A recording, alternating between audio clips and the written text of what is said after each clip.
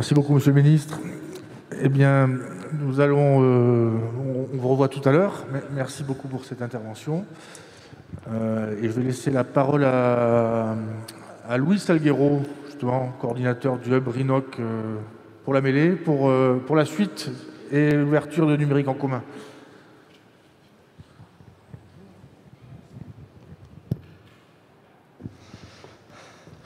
Bonjour à toutes et à tous. Merci d'être là, merci à toutes et merci aussi du coup à Pierre-Louis Roll, directeur du programme Société numérique qui nous rejoint aujourd'hui, également François Huguet pour une journée particulière. On est sur numérique en commun Occitanie.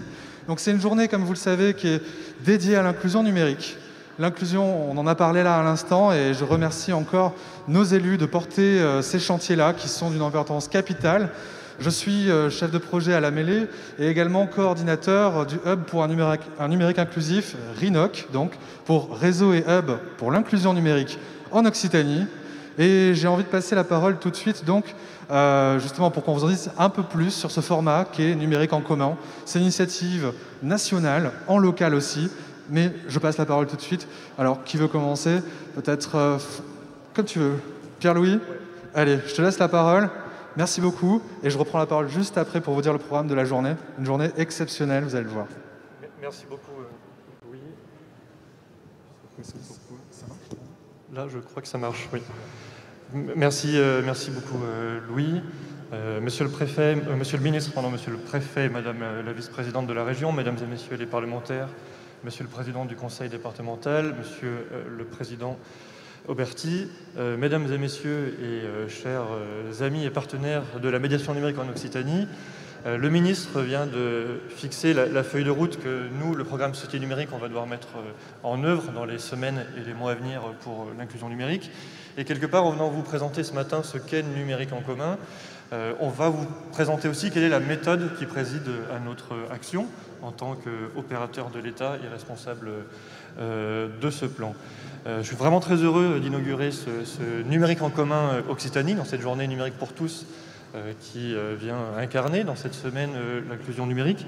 Et d'autant plus que c'est le second dans la région, après une première édition remarquable qui était organisée par Sicoval, qui est un de nos 20 territoires d'action pour un numérique inclusif, justement un des territoires avec lesquels on expérimente en priorité tous nos dispositifs avant de les monter à l'échelle nationale. Des événements numériques en commun, il va y en avoir une dizaine dans les mois et semaines à venir, surtout le territoire métropolitain et d'outre-mer, et ils viennent incarner cette méthode qui préside à la stratégie nationale pour un numérique inclusif qui a été lancée il y a 2 ans, et dont le principe est que l'inclusion numérique doit reposer sur une grande alliance entre l'État, entre les acteurs de la médiation numérique, entre les entreprises, publiques comme privées, entre les chercheurs, représentés aujourd'hui par François ici sur scène, et par toutes ces parties prenantes. Et cette méthode, c'est celle qui va nous guider dans les mois à venir. Avec un fil rouge, comme le rappelait le ministre, il y a une urgence à agir aujourd'hui pour l'inclusion numérique, mais on doit garder en tête qu'on ne sait pas qui seront les exclus du numérique de demain, que les technologies vont évoluer, qu'il va y avoir aussi de nouveaux usages qui vont naître, et donc on doit penser tout ça en dynamique. Et c'est pour ça que l'inclusion numérique, ce n'est pas simplement une montée en compétences numériques de base comme une fin en soi. C'est pas non plus la voiture-balai de la dématérialisation des services publics.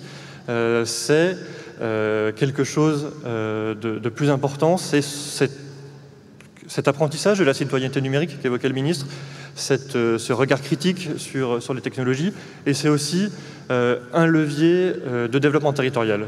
Et c'est pour ça que c'est important aussi que l'inclusion numérique soit aussi portée par l'Agence nationale de la cohésion des territoires. Et donc numérique en commun, c'est un peu tout ça. C'est aussi un événement où on est certes tous très heureux de se rencontrer, mais c'est surtout une communauté de pratiques. On va identifier les bonnes pratiques en Europe, en France, on va réunir tous ces acteurs-là et on va faire en sorte donc de ces rencontres, de cet événement national qui aura lieu à Lyon le 17 novembre prochain.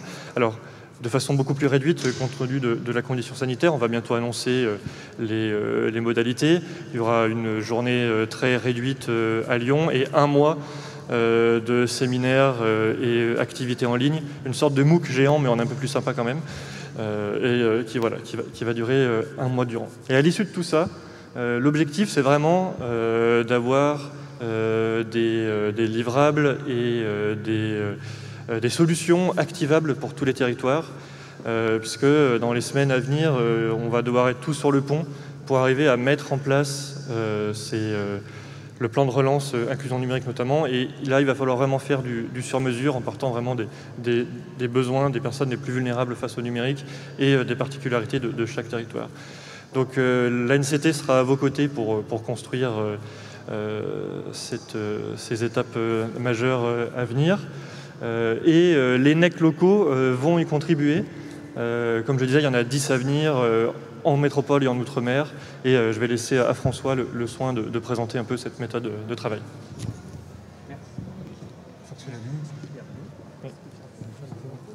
Est-ce que ça fonctionne de mon côté? Oui, vous m'entendez.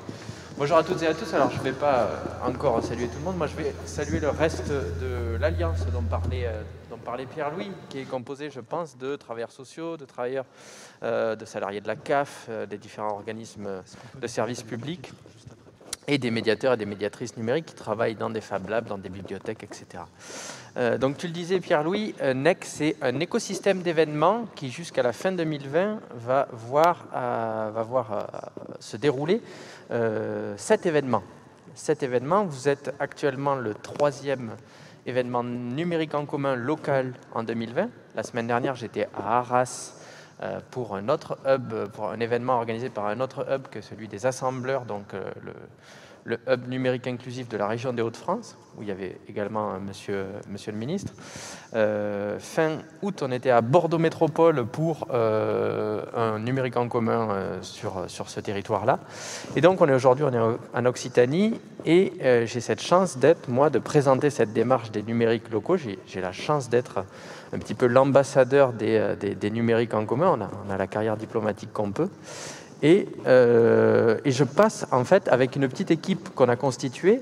Mon objectif est de traverser l'ensemble des NEC, d'être présent sur chaque événement local pour pouvoir les raconter et essayer de comprendre qu'est-ce qui est activable sur d'autres territoires par rapport à ce qui se joue sur le territoire organisateur d'un NEC.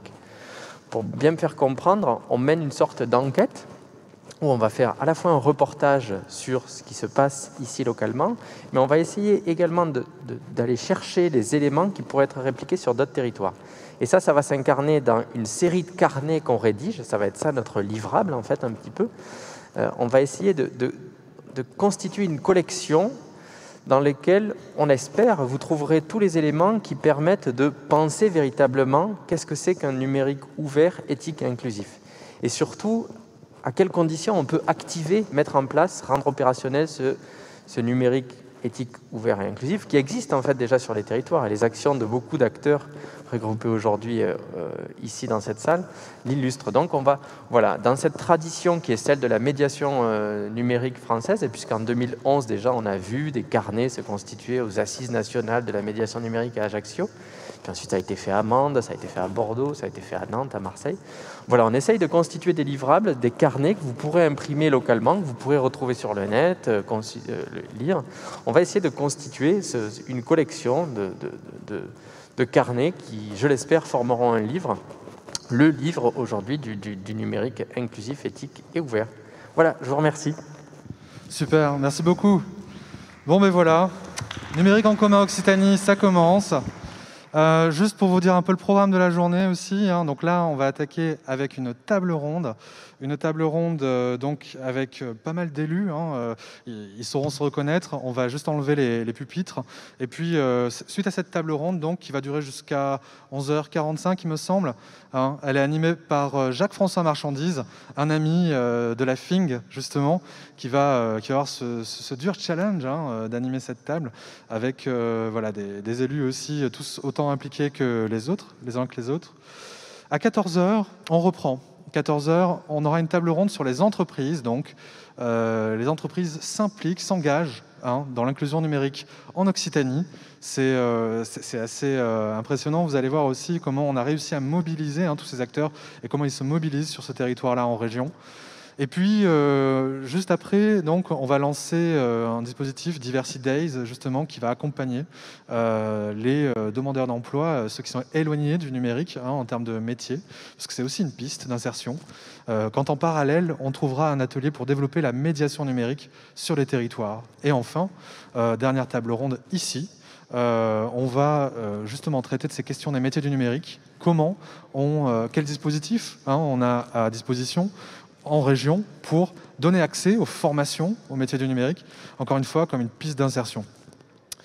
Et puis enfin, on aura l'interview d'un grand témoin de cette journée-là, en fin d'après-midi, vers 17h45.